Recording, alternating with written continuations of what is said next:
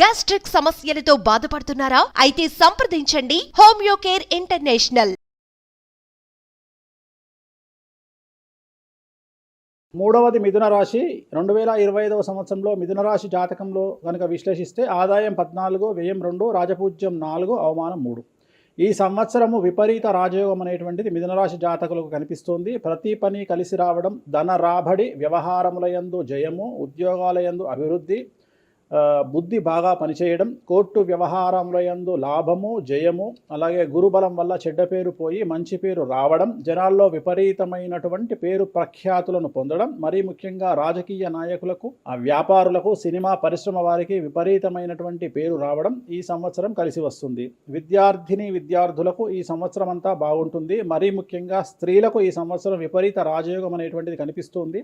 అవివాహితులైనటువంటి అమ్మాయిలకు ఈ సంవత్సరం 100% వివాహయోగ సూచనలు గోచరిస్తూ ఉన్నాయి. అలాగే ఈ సంవత్సరం స్త్రీలు ఏదైనా వ్యాపారాన్ని ప్రారంభిస్తే చాలా బాగా కలిసి వస్తుంది. అలాగే ప్రారంభించిన వ్యాపారంలో విపరీత లాభాలు గోచరిస్తూ ఉన్నాయి. కాబట్టి మిథున రాశి అమ్మాయిలు ఈ సంవత్సరం వ్యాపారాన్ని ప్రారంభించగలిగితే విశేషమైనటువంటి లాభాలను పొందగలుగుతారు. న్యాయవాదులకు, పోలీసులు మరియు ఎక్సైజ్ డిపార్ట్మెంట్ వారికి ఈ సంవత్సరం ప్రమోషన్లు లేదా మంచి పేరు ప్రఖ్యాతులు రావడం గోచరిస్తుంది. మనకు వచ్చేది 2025 ఆంగ్ల సంవత్సరాది. ఓకే, అంటే కొంతమంది విమర్శించారు 24 కదా, 24, 25 అదే 25 ఆంగ్ల సంవత్సరాది. అంటే మనం ఇంగ్లీష్ క్యాలెండర్ అంటే 25లో వచ్చేది 25 ఆంగ్ల 25 కదా. జనవరి 1 25.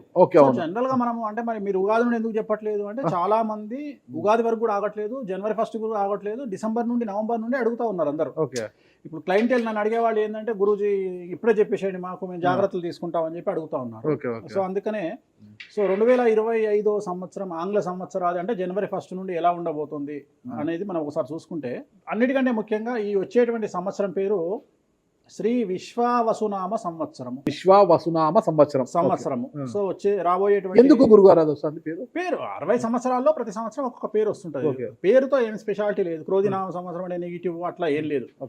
సంవత్సరాల్లో దీని పేరు విశ్వావసునామ సంవత్సరం. సో ఈ సంవత్సరానికి అధిపతి రాజు కాబట్టి, రవి కాబట్టి రాజు.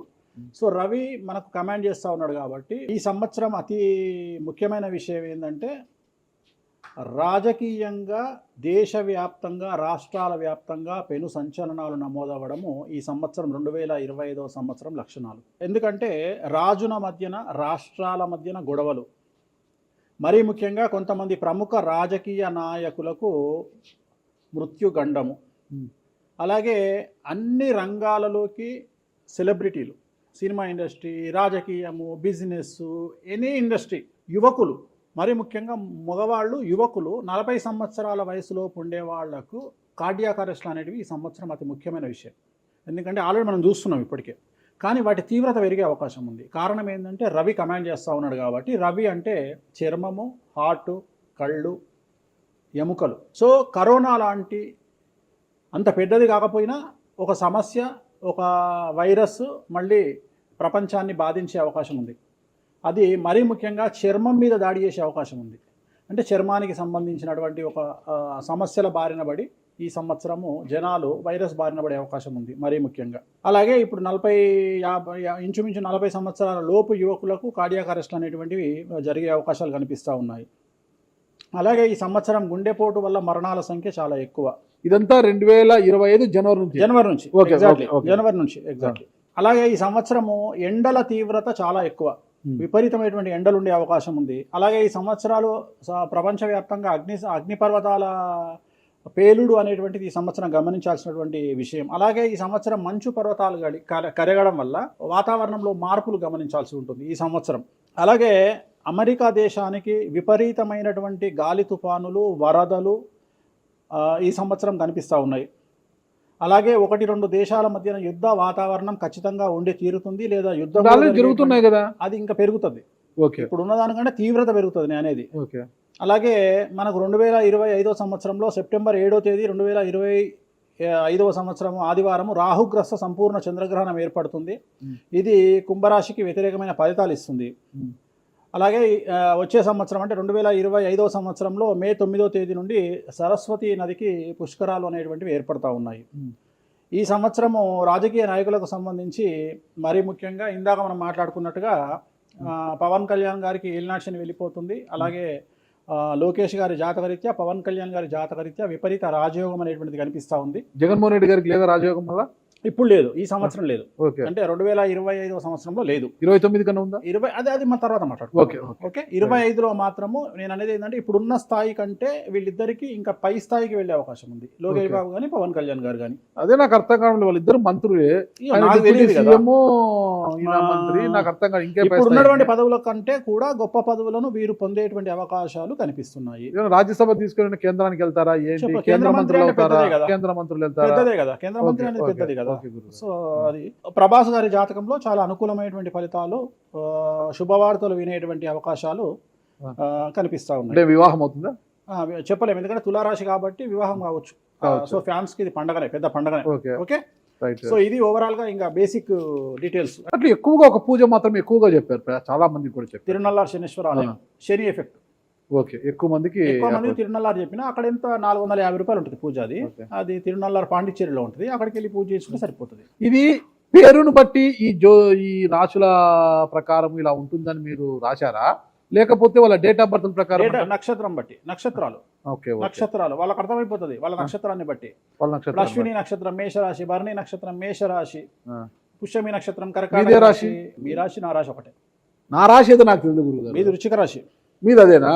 మరి ఎలా గురుగారు ఈ మధ్యన బాగానే ఉందంటారు? మనకు బాగుంది, ఇంకా మన రచనే, ఇంకా రచనే రచనే. ఇక ఎట్లా రచ్చ? ఇంత వివాదాలు అవుతున్నాయి, ఏం కథ అసలు? ఇంకా లైఫ్ అన్నప్పుడు ఇప్పుడు రేవంత్ రెడ్డి ఉన్నాడు, రేవంత్ రెడ్డి ఎన్ని కష్టాలు అనుభవిస్తే సీఎం అయినాడు. అంటే ఇక కష్టం తర్వాత సుఖం రెడీగా ఉంటుంది. ఓకే, ఇప్పుడు కష్టపడ్డారు కాబట్టి మీకు సుఖం ఉంది అంటారు. మీకు కాదు, మళ్ళీ మీకు మనకు అందరికీ. ప్రతి మనిషి జీవితంలో పండ్లున్న చెట్టుకే రాయి దెబ్బలు, అంతేగాని పళ్ళు లేని చెట్టుని కూడా పట్టించుకుంటాడు. పళ్ళు ఉంటేనే దాన్ని రాయి చేస్తారు. అట్లనే మనం కూడా అంతే అండి. వేణుస్వామి అంటే పూజలకు పెట్టింది పేరు. పెద్ద పెద్ద రాజకీయ నాయకులకు, ముఖ్యమంత్రులకు, కేంద్ర మంత్రులకు, పెద్ద పెద్ద వాళ్ళకు కూడా, ఇక్కడ కాదు మీరు అబ్రాడ్స్ కూడా వెళ్ళి పూజలు చేసి వస్తున్నారు. చాలా కాస్ట్లీ స్వామి, చాలా గొప్ప పూజలు చేస్తుంటారు, అంత పవర్ఫుల్ పూజలు. అంటే ఇప్పుడు మీరు చేస్తున్న పూజల మహిమ వల్లనే మీ మీద ఇన్ని వివాదాలు వచ్చినా కూడా మీరు బయటపడగలుగుతున్నారు. 100% పర్ఫెక్ట్. ఇక దానికి ఆన్సరే లేదు. ఇక ఇప్పుడు మనం కొట్లాడాలంటే 10 రకాలు ఉంటాయి, మనం కొట్లాడతలేము. అందుకనే మనం ఒకటే, మన పూజల్ని మనం నమ్ముకుంటున్నాం అంతే, అమ్మవారిని నమ్ముకుంటున్నాం. ఇప్పుడు ఒక్కొక్క సమస్యకి ఒక్కొక్క అమ్మవారు పరిష్కరిస్తుంది దశమహావిద్యల్లో, మనం అదే చేస్తున్నాం. ఇప్పుడు నేను ఒకటే మాట చెప్తా, కాంట్రవర్సీస్ వచ్చినాయి, మీరు అడిగినరు, ఎన్ని సమస్యలు వచ్చినాయి. జనాలు ఏం ఆలోచిస్తారంటే వేణుస్వామి ఈ సమస్యల నుండి బయటపడతాడా, పడితే ఎలా పడతాడు? నేను ఒకటే అనుకుంటున్నా, ఇంతమందికి పూజలు చేసి వాళ్ళ సమస్యల నుండి బయటపడడానికి ప్రయత్నించే నేను, నాకు వచ్చిన సమస్యను కూడా అదే పూజల ద్వారా బయటపడడానికి ప్రయత్నం చేస్తున్నాను. వివాదాలు చుట్టుముడుతున్నాయి, సోషల్ మీడియాలో వైరల్ అవుతున్నాయి, ఉమెన్ కమిషన్ మీ మీద ఫిర్యాదులు చేశారు. ఇన్ని చేసినా కూడా ఎక్కడా మీకు ఉచ్చు బిగుసుకోవడం లేదు, బయటపడుతున్నారు. ఇది మీ పూజల మహిమనా, లేకపోతే ఏమన్నా బ్రైబ్ చేస్తున్నారా? అమ్మవార్లు ఇప్పుడు ఉదాహరణ, మనం తెలుగు రాష్ట్రాల్లో ఉంటాం, వెంకటేశ్వర స్వామి వారు అంటే మనకు తెలుసు. ఇప్పుడు తమిళనాడులో పెరుమాళ్ అంటారు వెంకటేశ్వర స్వామిని, అదే నార్త్ ఇండియాకి వెళ్తే బాలాజీ అంటారు. వాళ్లకు బాలాజీ అంటే చాలా భయం. అలాగే మన రాష్ట్రంలో మనకు తెలిసిన వాళ్ళకి కామాఖ్యలో ఉండే అమ్మవారు అంటే భయం, కానీ తెలియని వాడికి భయం ఉండకపోవచ్చు.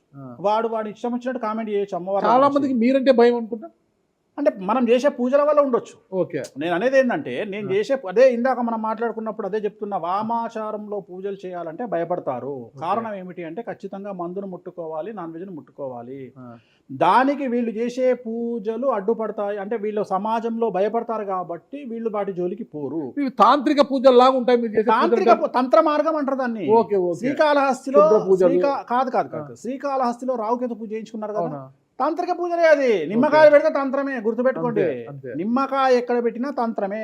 మిమ్మల్ని కాపాడుతోంది మీరు చేస్తున్న పూజల మహిమే. అంతే అంతే అంతే, వాళ్ళే చూసుకుంటారు. నేను అనే పాయింట్ ఏంటంటే, నేను ఒకటే చెప్తున్నానండి, తప్పు చేస్తే నన్ను అమ్మవారు సర్వనాశనం చేస్తుంది. ఓకే, అమ్మవారిని విమర్శిస్తే వాళ్ళ సంగతి అమ్మవారు చూసుకుంటది. అంతేనా? అంతే. ఇక నాకు అవసరం, నేను కొట్లాడను చెయ్యను, నాకు అనవసరం, నాకు లొల్లే వద్దు. నాకు నేను దేవుళ్ళని నమ్ముకున్నా, నా పని అదే. నాకు హిమాచల్ ప్రదేశ్ కామాఖ్య కాకపోతే, బాగాలముఖి కాకపోతే, తారాపీఠ పోతే, ఇప్పుడు మన తారాపీఠ పోయి వచ్చిన. చాలా మందికి తెలియదు, తారాపీఠ అని కలకత్తా నుండి 300 కిలోమీటర్లు ఉంటుంది. మీరు కావాలంటే గూగుల్ చేయొచ్చు. తారాపీఠ అని అమ్మవారు అండి. ప్రతిరోజు శ్మశానంలో ఉంటుంది అమ్మవారు, ఒరిజినల్ శ్మశానంలో ఉంటుంది. ప్రతిరోజు అమ్మవారికి ప్రసాదం అంటే డెడ్ బాడీ దహనం అయినాకనే అమ్మవారికి నైవేద్యం పెడతారు. అంత పెద్ద ప్రసిద్ధమైనటువంటి దేవాలయం. అమ్మవారు శివుడికి పాలిస్తూ ఉంటుంది. తారాపీఠ అంటారు దాన్ని. శ్మశానంలో ఉంటుంది. ఆమె జనరల్గా ఎవరైనా సరే ఎందుకు పూజ చేస్తారు ఆమె అంటే, జీవితంలో మనం వెళ్తూ ఉన్న సందర్భంలో సడన్గా స్టక్ అయినామనుకోండి, బౌన్స్ బ్యాక్ అవ్వడానికి పనిచేస్తుంది. అంటే ఉదాహరణ, ఒక ముఖ్యమంత్రి స్థాయి వ్యక్తి ఓడిపోయినప్పుడు, ఒక మంత్రి పోయినప్పుడు, ఒక ఐఏఎస్ సడన్గా తన జాబ్లో డిస్టర్బెన్స్ వచ్చినప్పుడు, ఐపీఎస్ డిస్టర్బెన్స్ వచ్చినప్పుడు ఈ పూజ కనుక అమ్మవారిని దర్శించుకుంటే ఒక్కసారి మళ్ళీ వాళ్ళు బౌన్స్ బ్యాక్ అవుతారు. అంటే బిగ్ బ్యాంగ్ థియరీ అనేది అక్కడ పనిచేస్తుంది. మనం మళ్ళీ ఒక్కసారి బౌన్స్ బ్యాక్ అయ్యి ముందుకు దూకడానికి అమ్మవారు పనిచేస్తుంది. నేను సజెస్ట్ చేస్తుంటాను చాలామందికి, వ్యాపారంలో స్టక్ అయినప్పుడు, లేకపోతే ఉద్యోగంలో స్టక్ అయినప్పుడు, అట్లా స్టక్ అయినప్పుడు అయితే మీ తారాపీఠ వెళ్ళి దర్శనం చేయించుకోండి. అక్కడ దర్శనమే, పూజలు ఉండవు, జస్ట్ దర్శనమే. అమ్మవారికి పోయి దండం పెట్టుకొని వస్తే చాలు, ఒక్కసారి మళ్ళీ వాళ్ళు బౌన్స్ బ్యాక్ అవుతారు. ఒకటే ఒక పాయింట్కి నాకు ఆన్సర్ చెప్పి ముగించేసా, చాలా కాలాతీతమైంది. చివరికి ఇరికిస్తున్నారు ఇది. లేదు ఏం లేదు. ఇప్పుడు ఏపీలో అంటే గత ప్రభుత్వ హయాంలో, వైసీపీ హయాంలో వీళ్ళ మీద కేసులు పెట్టారు. ఇప్పుడు వీళ్ళ అధికారం వీళ్ళ మీద కేసులు పెడుతున్నారు కదా. ఈ కేసుల పరంపర ఇలా కొనసాగి జగన్మోహన్ రెడ్డి గారు జైలుకి వెళ్ళే అవకాశం ఉంది. వచ్చే సంవత్సరం మే 9వ తేదీ వరకు అవకాశం ఉంది, దాటితే లేదు. ఇది ఓవరాల్గా వేణుస్వామి గారు ఇచ్చారు. మీకు ఏదైనా అనుమానాలు ఉన్నా డైరెక్ట్గా వేణుస్వామి గారికి ఫోన్ చేయండి, మీ అనుమానాలను నివృత్తి చేసుకోండి. థ్యాంక్ యూ గురుగారు, నమస్తే. ఓకే, ఓం నమో వెంకటేశాయ.